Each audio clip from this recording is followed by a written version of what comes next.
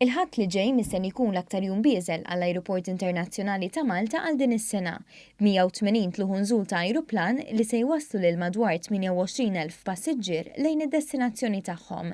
Awwissu huwa fost l-aktar xhur popolari għal vjaġġi bil-familja u l-indikazzjonijiet juru li sa tmiem ix-xahar aktar minn 36,000 tifel u tifla se jgħaddu mit-terminal.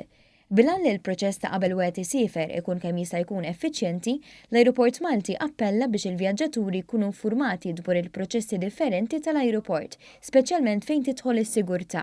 Dan billi fost oħrajn ma jintlibsux aċċessorji u żraben bukli u lazzijiet. Appell ukoll biex apparat teknoloġiku fil-hand luggage jinħareġ qabel ma passiġġier jasal fiż-żona tas-sigurtà. Mawa News, Patricia Tardarmanin mill-Ajruport Internazzjonali ta' Malta wiġbet waħda mill-iktar mistoqsijiet komuni tan-nies jekk jistgħux jitellgħu likwidi fil-hand luggage.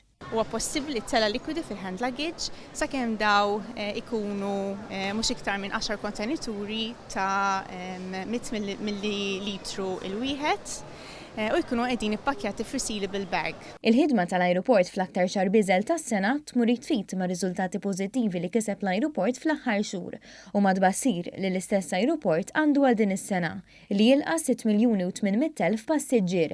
Jekk dan iseħħ tkun it-tmien sena konsekutiva ta' rekord għall-ajruport. Dan in-numru mhux biss riżultat